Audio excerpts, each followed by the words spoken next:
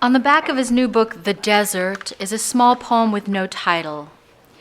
It reads, "When I get out, I'm going to celebrate that I was alive, because I made myself that way. It would be easier to pick myself off. I know people did.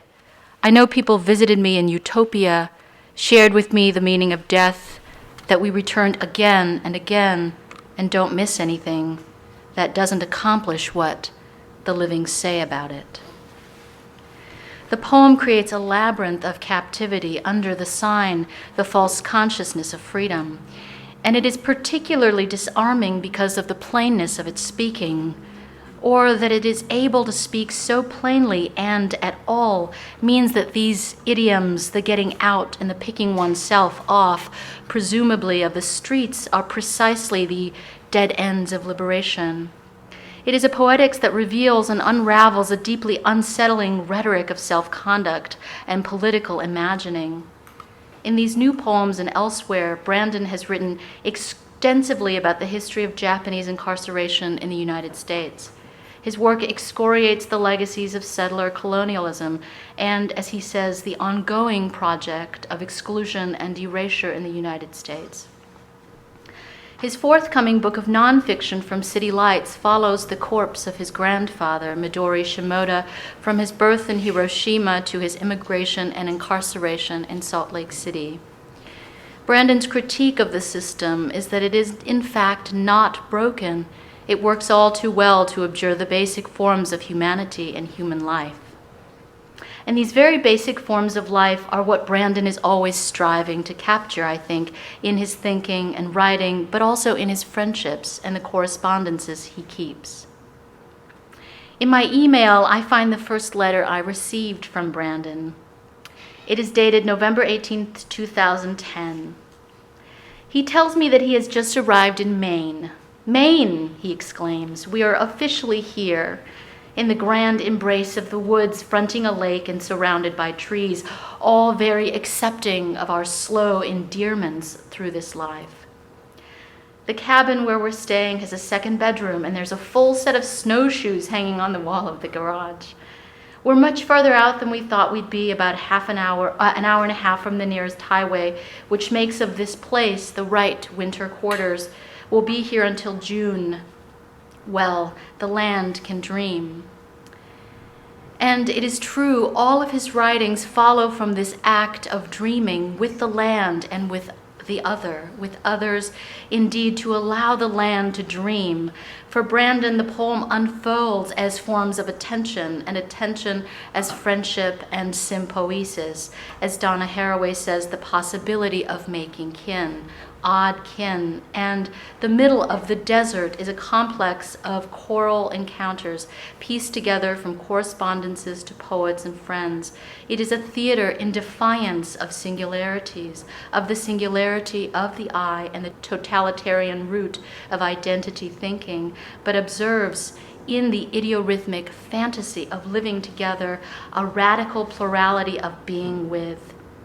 Apertures of historical consciousness unfold from these moments of encounter, unfold and hold this disquiet of thinking with history. Glissant's poetics of relation is important. In the poem, the promise that one can be at once solidary and solitary there. And to this dream, Brandon has given us, besides the 7 books of poems he has written, 2 other collections co-edited with Tom Donovan, the Etel Adnan Reader, and with Zachary Schomburg Wanmay's Picasso's Tears, written over the course of 35 years. These are incredible gifts and require enormous amounts of labor, and they speak to, in my mind, what Brandon imagines to be the work of the poet, that is not simply the writing of the poems, but of making a world in which other conversations are possible. How to live, we often ask one another.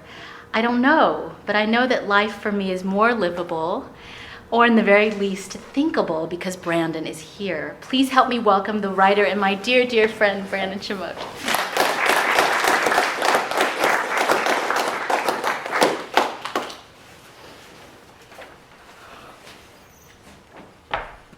That just made me really nervous, in the best way. It seems so strange to have someone read back to you an email that you wrote 9 years ago, and in a way not entirely recognize some part of it, but Lynn is a great person to write to because I think I can offer her an observation of something I'm going through and she'll reveal it to me or make it even more intense or intelligent of an observation. Thanks for being here, everyone. Thank you, Lynn. Thank you, John, Edgar, so many people to thank. I'm going to read 10 things. Well, actually, I'm going to read 9 things because Lynn read the first thing I was going to read. No, it's perfect. Sometimes I find it very difficult to find the right voice for things that I wrote. So that at least eliminated one of those challenges, which is maybe the simplest poem that I wrote, but the most difficult to attach a voice to for some reason. This might be the highest up I've ever given a reading. So I'm going to read 9 things. The first 4 things I'm going to read are poems that are pretty new, unrevised. I've never really read them aloud, even to myself, as I was thinking about putting a reading together. I also want to acknowledge that this is the first reading that my 9-month-old daughter is attending. She's too young to really be embarrassed. So she came all the way from Tucson, so I'm very grateful to her. The desert. As the bus ascended the mountain and the surveillance apparatus thickened, I felt the eager learning of children in my teeth and touched my teeth. Nails had been driven through my teeth and gums in 4 places. Long nails, long enough to hold a house together. The mountain was, except for mounted cameras, drones over the high claustrophobic horizon, and small black bushes, bare. People on the bus, mostly men, bearded and asleep, were assigned children in the form of bubble-like angels. We were passing through what Westerners believed was the epicenter of death. We were headed toward it, returning to the West. Ritually clandestine flames, the most recursive, naked figures and paintings of naked figures, turning a massive wheel that grinds and motivates the earth to sacrifice its organs for the wholesale suffering of the people in the glassiness of burning. I pulled the nails out of my 2 front teeth. I could taste the aluminum. My lap was rubble, with the occasional insect, shiny object, piece of surveillance equipment, wing of a weaponized mosquito. The landscape was meant to be dreaded. I could imagine being a child in it, walking with my siblings, taking a break in the lee of a bush, thinking about our aunts, massive pots, long scarves of ocean whipping. So part of having a very young child is it's very difficult to carve out time and space to write. So this isn't exactly writing, but I really value sleeping because then I get to dream, even though most of my dreams over the last few years have been nightmares. Not like horror, but primarily nightmares because most of my dreams are really repetitive. Like I had a dream recently that was just the back of a woman's head, and every time I tried to come around to see her face, it was the back of her head again, and that lasted like the entire night. It's been a lot of that kind of dream. I had a dream like that the other night. So these first 4 poems they're just transcriptions of dreams that I've had in the past few months. The dogs in my dreams. The artwork was attainable. To attain required theft, but it was simple. All the people charged with making sure the artwork was not stolen were dressed as figures in a painting. The security guard, for example, had a bulbous nose and tired eyes, a jailer's outfit 3 sizes too large. I snuck the artwork through the wall that separated the scene of performance and wish dysplasia from a field of frozen grass. Dogs were waiting. Dogs listened to the howling. Dogs bolted across the field and through the bodies of believers who let the ice rise up their bowels to strike the load of tubular defense behind the third eye, prismatic, several hands in size, and with the dimension of a quick embrace of dogs. The dogs sit in frozen grass like statues carved of stone, stolen from the people who were vaporized above the throat. Dogs in orange glades watching me run, instigating my running, away from the night they've emitted, that I was born an adult, inside of, speechless running. Dogs that bit me, I poured milk on. Dogs that wear shoulder pads. The frozen grass steams. The steam is serpents, aromas, dawn. Dogs at the mouth of arachnid caves. Dogs beneath dark occipital trees, growing out of distressed terraces. And old people climbing to touch the tea, the waterfall. The dream was exactly like that. Verbatim. So then I had a dream about a Japanese art gallery and then another dream about a Japanese bookstore. This is called The Gallery. The Japanese gallery was in a European town. The art was in traction. The town was blessed with angelic gargoyles, keeping vigil over moistened streets and rivers pinched behind every face-like building. Flowers deposed in every window, limited colors. I was not allowed to speak about what I had seen, even though I could not remember. I was not allowed to remember, to another who saw it either, standing shoulder to shoulder, staring at a painting of a massacre from which the sufferers had been replaced. To center the camouflage of negative space that binds suffering to celestiality. What was the seeing, after all, but transposing one's latent identity onto a pattern? To venture its corrosion, I took a step back. Japanese artists were relegated to the cliffs, while Western artists were permitted to keep their heads. They could open their mouths as wide as would be dragging bodies into a furnace. The password to get into the Japanese gallery was Grey, Grey, followed by a number which began with 1. Sympathy for the lightning diffused by the people, with nomadic cerebellums in the windows. Sympathy for the lightning moved through the mud beneath the bridge. Sympathy for the mud and the way you stand before the electrocuted rectangle. Sympathy for the mud, the erogenous zone rising formal out of the mud of village living.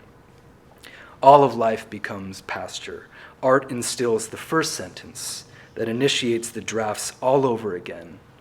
Seascapes, ladders into globe-like mock orange trees, wooden puzzles. The bookstore. The bookstore was in the woods. A creek was filled with leaves. Reflections were not trustworthy, but still accurate, medicinal, predictive. The proprietor was Japanese in his 70s. The bookstore was his house. The bookstore did not end. I was in his living room looking at his family photos. I was in one. I was a baby. That is as long as it lasted. There was a glass menagerie. Spies, I thought. I remember one book, stories set in Shimoda. The inn, the tavern, was called Shimoda's. The baby was not me. Babies live in craters covered in grass, houses buried up to their second stories. The man sat at a large drafting table. "What is your name?" I asked. He wrote it in cloud-like letters, practically bubbles. Da, Nagasaki, Nagasaki da. I wrote my name next to him, Da, Shimoda. He was not impressed.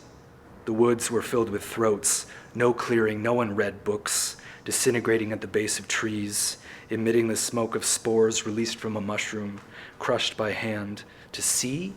Could I live here? The man's voice primed an old mirror on the wall, red and filled with shapes. I listened to Japanese being spoken, but I pretended I was deaf. When I get to the end of the hallway and enter the cafeteria, I will lose myself and still be loud to myself. I will not be following anybody. I will once again be nameless, insignificant, without fingerprints. Okay, so those are the new poems. Now I'm going to read from a book called The Desert. And Lynn read the poem that's on the back of the book. Thank you, Lynn. By the way, Lynn is one of my favorite poets. And I read her book, Debts and Lessons, once a year, at least once a year. It's an extraordinary book. And every year it changes and deepens. And depending on what season I'm reading it in, the experience is very different, even though I return to it to have the same experience that I had the year before. The experience of reading it most recently was like, this isn't a very precise metaphor, but it was like walking through a snowstorm with my mouth open.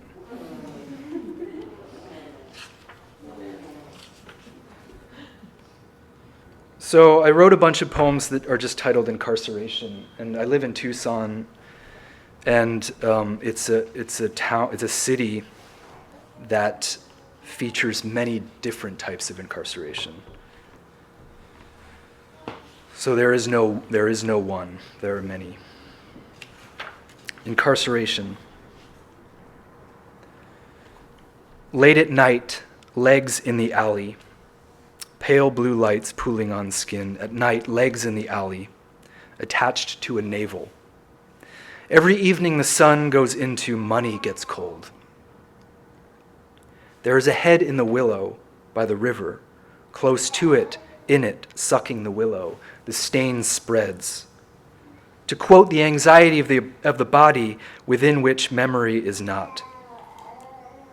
Children are asleep on the cold cement. Sleep like children, fish on slabs, cold and heat even, what is their being? Fish on the floor, wet on the floor, swords in a drawer. Which is your heart? Each child is a mutation. Corpses in the gymnasium. Bliss screwed to the ceiling. Corpses at 2 o'clock in the afternoon, 3 o'clock in the afternoon. No one home self in the world. That is empty, bounded by time.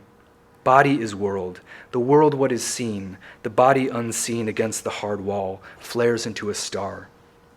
Hair keeps growing, fingernails keep growing, the corpse keeps growing, the world does not. Other elements cannot be seen, children cut grass, child out of the earth. The cage is the penultimate state. What comes after? The children dream carpets and coffee tables, and the little hole through which you can see someone coming, diagonally, rabid, berserk. It is warm on this side of the little hole, cold on that side of the little hole, cold on this side of the little hole. When the little hole closes, the floor is cold. Everything is like a sock. The equipment is double. Teeth are dripping, peaked with orange. The top of the head hits the window with spite, is what a poet taught me one night. She was wrong. We live in the daytime is wrong. Childhood is a process, like grinding insects and flowers and rocks into pigment, with which to dodge the anemia, or what do Americans think? There's not enough meat to satisfy taste, appetite. The king is motivated by a desire to watch children crawl on all fours, like checkers to the wall. The shadows children make are potted cactus, one potted cactus shadow to another. They are tender, hold silent vigils. There is a code communicated by breath, but only partly, when the body begins to deflate beneath the veil and bleed into the drain in the middle of the floor. Blood is cold, deep-throated blood, the way dogs fall like shredded tires to the dust.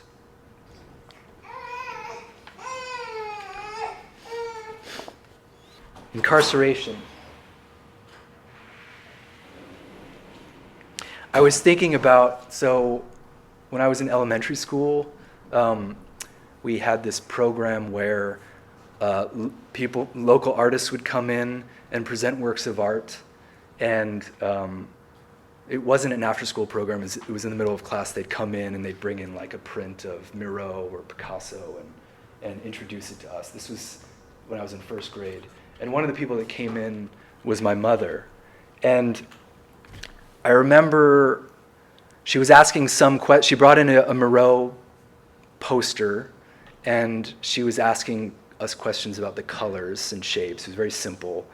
And I kept raising my hand to try to answer the questions, and she pretended like she didn't know who I was. And I was extremely shy, so I never confronted her about it until I was in my 20s. But I remember going home and feeling very alienated. And it was like she left that persona at school and then went home and was somebody else. And I was trying to work up the nerve to be like, why did you pretend like you didn't know who I was? Incarceration. There seems to be no end, no matter how beautiful is momentary homogeneity. There is butter on a leaf. There is butter on the leaf I pass, tripping like an axe, melting, though I am momentarily less depressed, refreshed, sitting in dried excrement, even the attitude to quench it. For a refugee can seek, but when they stop, they become a prisoner. The environment does not change. A refugee must always appear to be seeking, even after they have found what they are looking for. They pass into dream, the dream of those who came before, prisoners of a populist order. The beginning and the end are interchangeable, evaporated, leaving a landscape, waits, but by some unexamined noise, the future of the desert in version of its past, the desert taken away. Look at the bodies whose existences are proof of the inexorable beauty of lives clinging tenuously under the weight of imminent collapse. That is, already if I eat the trees, will I pass the radiation, light green and refreshing in the thirsty air through my digestive system, in which I'm barely less invasive. Sun is perfume, hand to hand, and never goes down on asylum for the mind. The sun's center is cold, always dark. The sun has not yet reached bodies on the slab and razor wire. 1 hour until the blowflies are much admired because they think against the sun they shine on.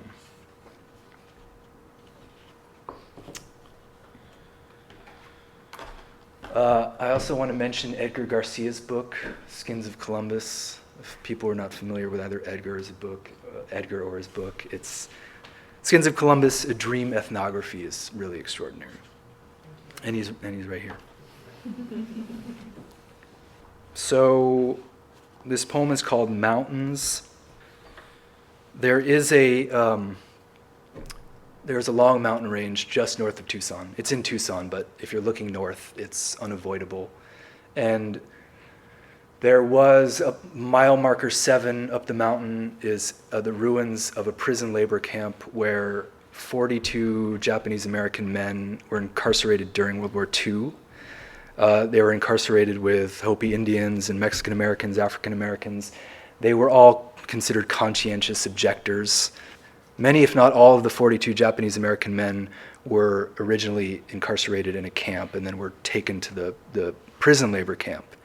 And it was one of the first prison. It was kind of like at the forefront of the idea of turning prisoners into free labor. So their task was to build the road that goes up to the top of that mountain range, and the top is this very strange resort called Summer Haven. And there's a ski resort, and there is a restaurant that sells absurdly large chocolate chip cookies. So I always think that that's like the reward. that's what that form of incarceration delivered to the future, was access to chocolate chip cookies. And people are like really committed to these cookies, and they're also terrible. I mean, it's not a reward, and it's a 25-mile drive. So that's 25 miles of road. This prison was from 1939 until it was closed in the 70s, but it sort of petered out in the 50s. 25 miles of digging and laying a road up this mountain in the Tucson heat. And then that's the Holy Grail at the top. There are mountains, I see them from town. The mountains are magnificent. Federal Bureau of Investigation, etc. Enormous, The mountains are golden and black. When we go to the mountains, town becomes pathetic. But we miss it. We want to get back to the lights. We miss them, the lights, being thrown momentarily. From far away, the mountains several continents over, 3/4 of the way to access Japanese Americans. Grandchildren who have been or who have never been, but someday may or may not want to go to Japan. Houses by the empty harbor in the mountains they will not enter, will disappear from. Strangers who are familiar are synonymous, faces, outfits, interpreting attitudes, withdraw into the burnt, the specter of a great-great-grandparent's feet, for example, being washed. Then the corpse relieves itself of having to be told. It is an assumption that there is somewhere to be going or coming from. Like there are plants in southern Arizona that, when stepped on, release an odor, like a shadow that reforms a hood that comes down just below the nose. Behavior is adherence. To behave is to adhere. To adhere is to be understandable, not understood, to underlie the indoctrinating shadow of understanding, to cut your braid and hang it on the fence before the cave where the virgin makes a show of praying. Hands are orthopedic. 1,000 primitive white churches do not believe in the immortality of the soul, hellfire, predestination, the fleshly return of Jesus, burning up the world. No hypostasis. Jehovah is a vocalization, the testimony of the conscience, conscientious objectors resurrecting tabernacles in the pines, temporary dwellings like camps. There was a prison labor camp in the mountains. The camp closed in 1973. The foundation is still there. Oh. Better behaved than some of our faculty. Oh, really? Maybe that is one of the faculty. She was on an airplane today. She had to wake up at 5 in the morning. I'm sorry. The camp closed in 1973. The foundation is still there. Labor equals the transplantation of war conscription to public works. The benefits are the same. Eating chocolate chip cookies at the end of a road blazed by prison labor. Rage.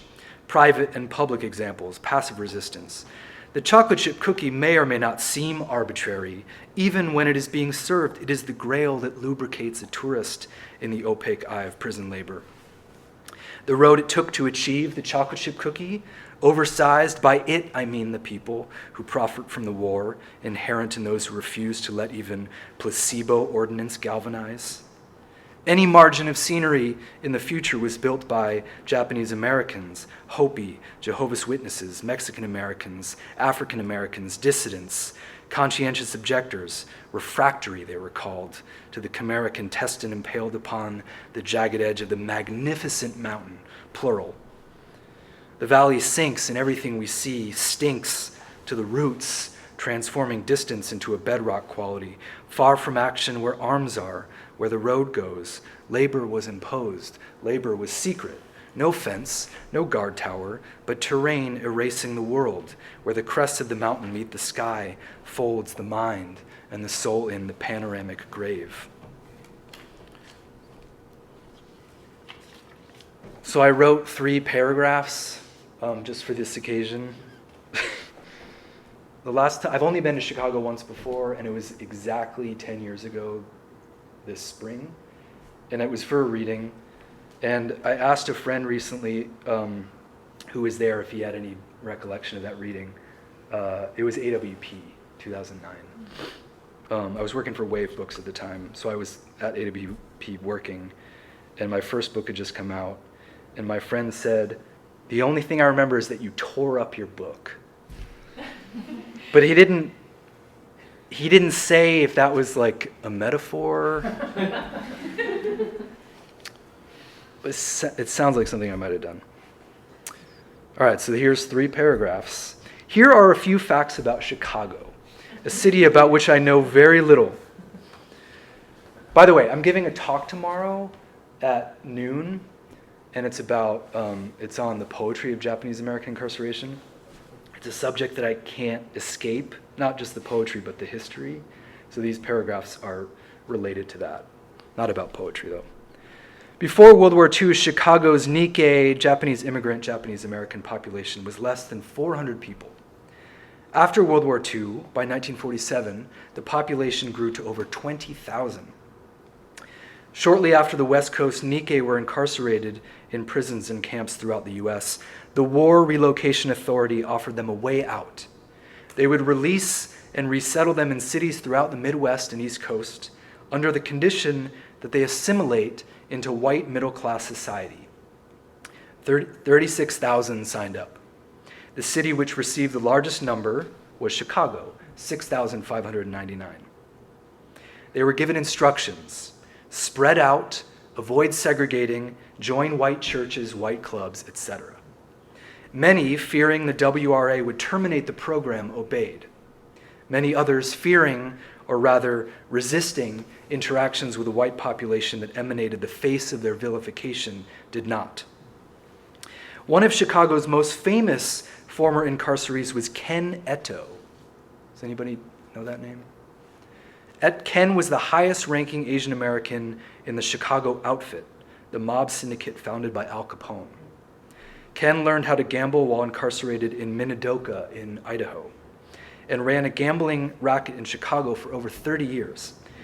An assassination attempt from inside the outfit was made on Ken's life. He survived 3 shots to the back of his head. The bullets ricocheted off his skull.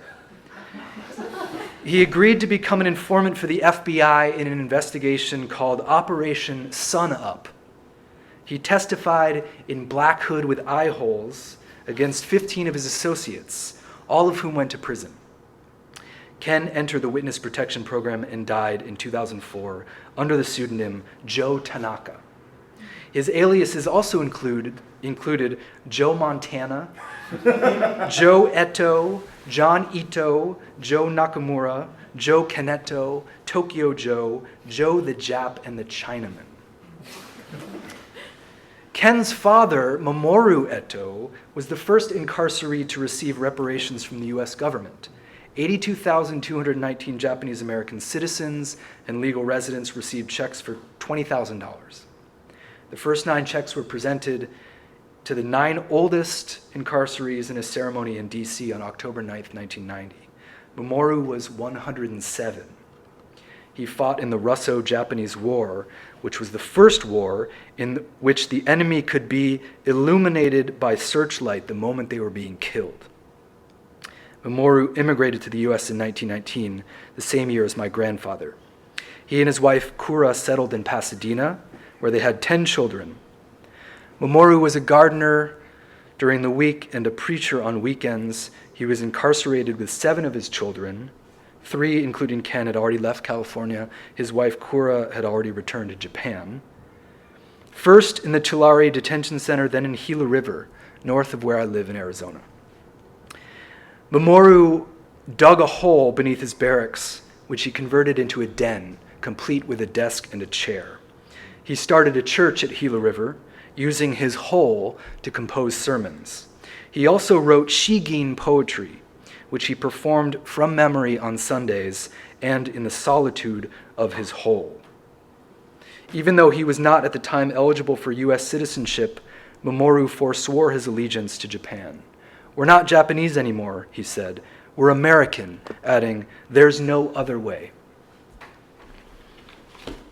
So this is my final piece. It's called Gila River. And I'll dedicate it to Mamoru Eto and Ken Eto.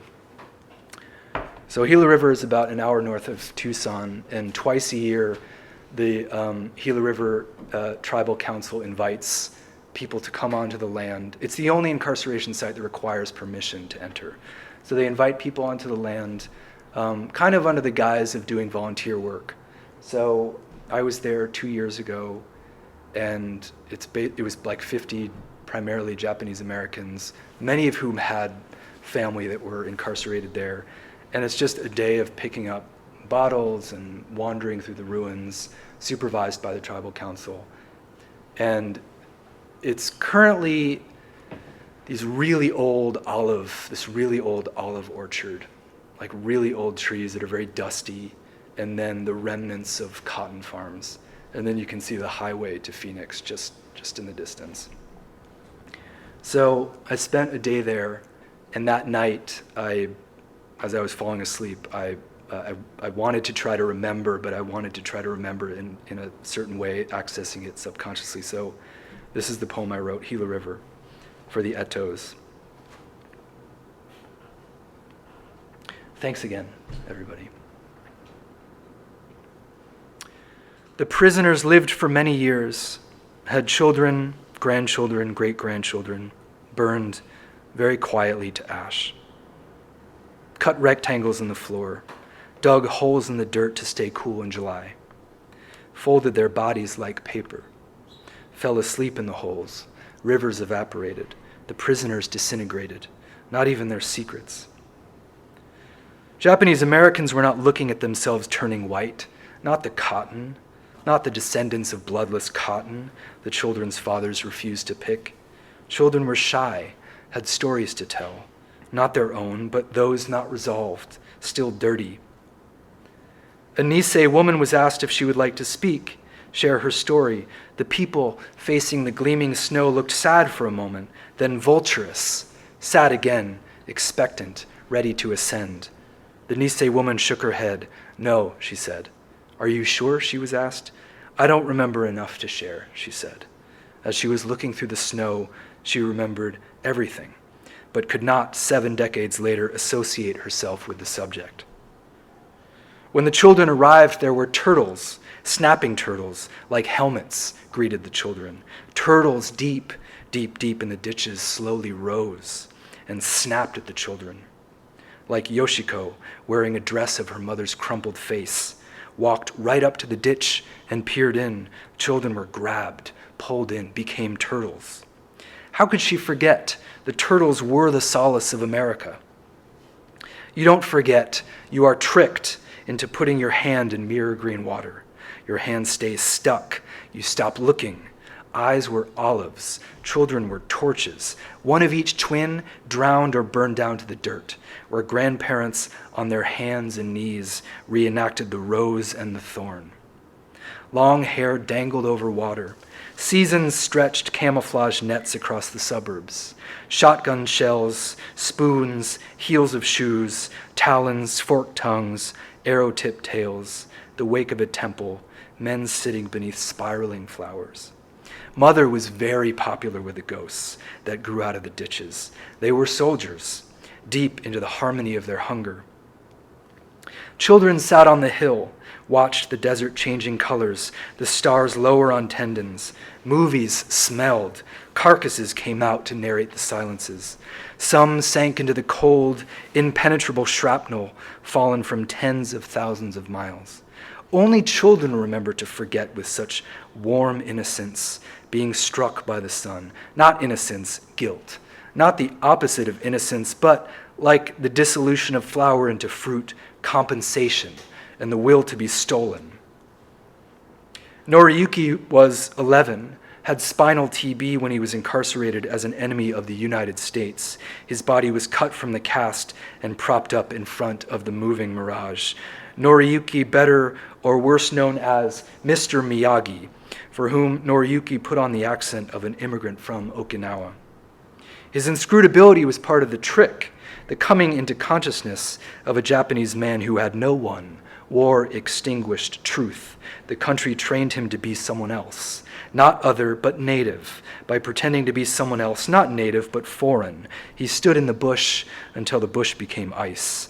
When Mr. Miyagi gets drunk and relives the war, are we not supposed to imagine Noriyuki, the actor, summoning the memory of the war he was living as a child prisoner? Is that misunderstanding or a misunderstanding? Did you have anyone in the 442nd? No, I said. My ancestors are not corpses propped upright in the corner. My ancestors do not stand in cold rooms in the dark, draped with lights in which my face is warped, waiting to be turned on. From far away, incarceration looks like internment. It is always day. No Japanese American exists at night. The river is full. Japanese Americans gather in the sundown on the banks of the abundant river to pay respects to the primal thinking of white men and women, distant, futuristic, summer or winter, or walking down the reservation. Wild animals raised their heads, land stretched away. The further from the train, the less it moved. Children watched their parents' faces framed in squares and rectangles of light, seam of stars, then dark, then darkness. Did it feel like travel? Guarantee of returning? Their movements were curtailed. Sound was rhythmic suture, dreams of the wheels slipping off. Wild animals moved fast in the shadow of rocks. I will see you again, incriminated by the sadness of someone else's dream. Without ending, migration becomes internal. For those who do not leave, keep the memory leaving, delocated. Migration was a test. The destination was the extent to which a soul could be transformed. The United States wanted to replace with a clock the furnace of assimilation. Earth harbors unintelligible tongues in the core, tongues of flame. They are called. The earth answers with its cavernous body. I release you into the custody of culture. The toll is paid by the enslaved, exploited, exterminated. How did it feel to be surrounded by Japanese Americans with whom you were not related? Prison. I felt like I was standing in a graveyard, waiting for the sun to pass into eclipse, for the light to christen what was buried beneath the long ship-like passage of shadow. I don't remember the way you remember. I don't remember a prison, but Easter. I don't remember which season or burying. In the forbidden sight of each blackened window, a face permeated, the face of each age of death, fit fruitfully into a box. Each face was made, each face made real, pores that recalled the frustrated youth of grandmothers. Why is your skin so smooth? My grandmother asked one night. I had just come out of the bathroom. I was a child. The night was supposed to feel endless, insatiable. It felt stunted. I saw myself in the window, superimposed on a tree and a deer with red eyes cut in half. I wash my face, I said. I wash my face too. Thank you.